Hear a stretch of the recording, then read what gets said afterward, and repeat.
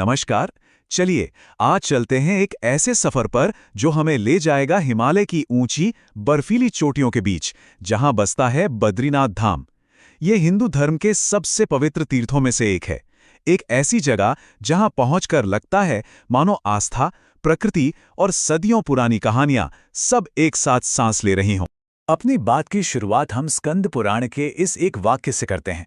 सोचिए, इसमें कितनी बड़ी बात कही गई है कि स्वर्ग हो, धरती हो या पाताल, तीर्थ तो बहुत हैं, पर बद्रीनाथ जैसा कोई नहीं। तो आखिर ऐसा क्या है इस जगह में? चलिए आज इसी को समझने की कोशिश करते हैं। बद्रीनाथ की कहानी को अगर समझना है ना, तो सबसे पहले वहां के माहौल को महसूस करना होगा। ये सिर्फ एक मंदिर की इमारत नहीं है, ये एक ऐसा धाम है जहां भूगोल और भगवान दोनों एक हो जाते हैं।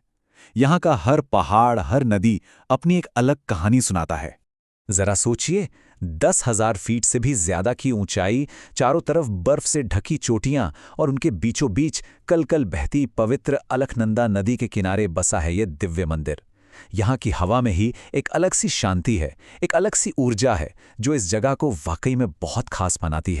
और इस मंदिर की रखवाली करते हैं दो विशाल पर्वत, नर और नारायण। ये सिर्फ पत्थर के पहाड़ नहीं हैं, इन्हें दिव्यता और मानवता के बीच के रिश्ते का प्रतीक माना जाता है। ऐसा लगता है मानो ये दोनों आज भी इस पवित्र जगह की रक्षा के लिए खड़े हैं। यहाँ बहने वाली अलकनंदा नदी सिर्फ पानी का एक सोता नहीं, बल्कि इस पूरे इलाके की जीवन रेखा है। और इसी नदी से जुड़ी है मंदिर की सबसे बड़ी कहानी। कहते हैं कि भगवान बद्रीनारायण की वो पवित्र मूर्ति, वो आदि शंकराचार्य को इसी नदी में मिली थी। एक ऐसी खोज जिसने इस जगह का पूरा इतिहास ही बदल दिया।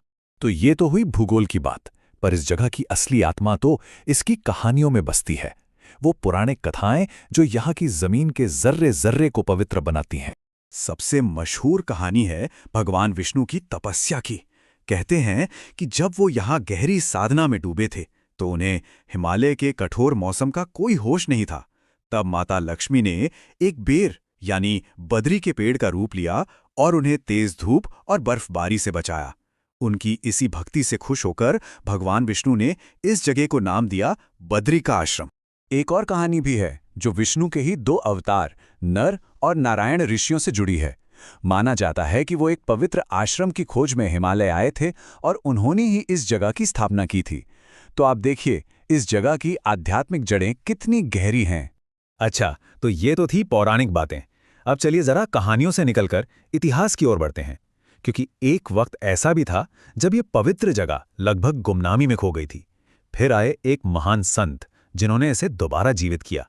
बद्रीनाथ का जिक्र तो देखिए वैदिक ग्रंथों तक में मिलता है। बीच में एक दौर ऐसा भी आया जब यहाँ बौद्ध धर्म का प्रभाव रहा, लेकिन फिर 8वीं सदी में आए आदि शंकराचार्य और उन्होंने इस जगह की पूरी तस्वीर ही बदल दी। उन्होंने इसे फिर से हिंदू धर्म के सबसे बड़े केंद्रों में से एक बना दिया। मंदिर के गर्भगृह में जो मूर्ति है वो बहुत ही अनोखी है। ये शालिग्राम पत्थर की बनी एक छोटी सी मूर्ति है जिसमें भगवान विष्णु ध्यान की मुद्रा में बैठे हैं। इसे स्वयं व्यक्त माना जाता है, मतलब इसे किसी ने बनाया नहीं, ये खुद प्रकट हुई है। और जानते हैं ये मूर्ति कहाँ मिली थी? आदि शंकराचार्य को ये अलकनंदा नदी में मिली थी। उन्होंने इसे वहां से निकालकर पास के तप्त कुंड के नजदीक एक गुफा में स्थापित किया। उनके बस इसी एक काम ने बद्रीनाथ की यात्रा को फिर से जिंदा कर दिया और पूरे भारत से लोग यहाँ आने लगे। ये वही परंपरा है जो आज तक चली आ रही है। अब जरा बद्रीनाथ के महत्व को और बड़े पैमाने पर समझते हैं। ये सिर्फ एक अकेला दूर दराज का मंदिर नहीं है, बल्कि ये भारत की दो सबसे बड़ी और पवित्र तीर्थ यात्राओं का संगम है। पहली बात तो ये कि ये वैष्णव परंपरा के 108 दिव्य देश समूह में से एक है, यानी भगवान विष्णु के उन सबसे पवित्र स्थानों में से एक जिनकी महिमा का गान प्राचीन संतों ने किया है।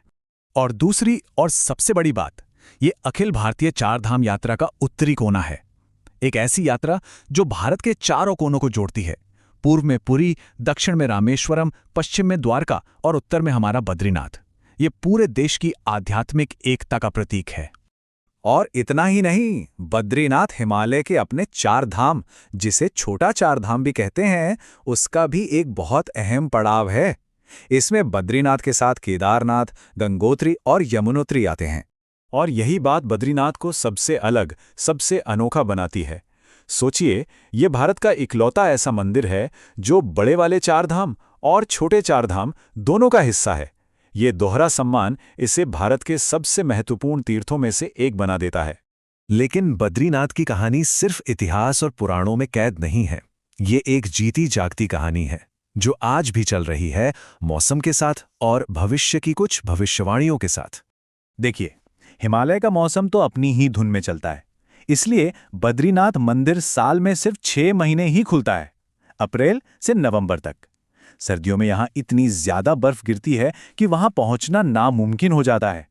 पर कमाल की बात यह है कि आस्था कभी नहीं रुकती।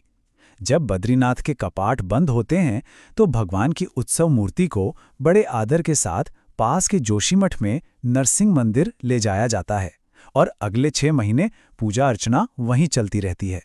और इसी नरसिंह मंदिर से जुड़ी है एक बहुत ही, कह सकते हैं, रहस्यमयी भविष्यवाणी। वहां भगवान नरसिंह की एक पुरानी मूर्ति है जिसकी बाईं कलाई वक्त के साथ पतली होती जा रही है।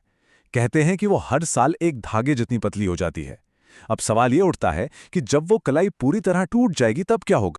तो भविष्यवाणी ये कहती है कि जिस दिन ऐसा होगा उस दिन नर और नारायण पर्वत आपस में मिलकर एक हो जाएंगे और बद्रीनाथ जाने का आज का ये रास्ता हमेशा के लिए बंद हो जाएगा। तब भगवान की पूजा एक नई जगह पर शुरू होगी जिसे कहते हैं भविष्य बद्री। यानी बद्रीनाथ की कहानी अभी खत्म नहीं हुई, वो तो अभी भी चल रही है। तो ये है बद्रीनाथ की कहानी। ये सिर्फ एक मंदिर की कहानी नहीं, बल्कि पहाड़ों और नदियों की, देवताओं और संतों की, इतिहास और आस्था की, और एक ऐसी भविष्यवाणी की कहानी है जिसका पूरा होना अभी बाकी है।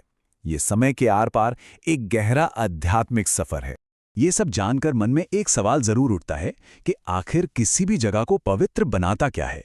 क्या वहां का भूगोल, वो ऊंचे ऊंचे पहाड़ और नदियां, या फिर उससे जुड़ी सदियों पुरानी कहानियां, या फिर उन करोड़ों लोगों की अटूट श्रद्धा जो हर मुश्किल सहकर भी पीढ़ियों से वहां पहुंचते रहे हैं?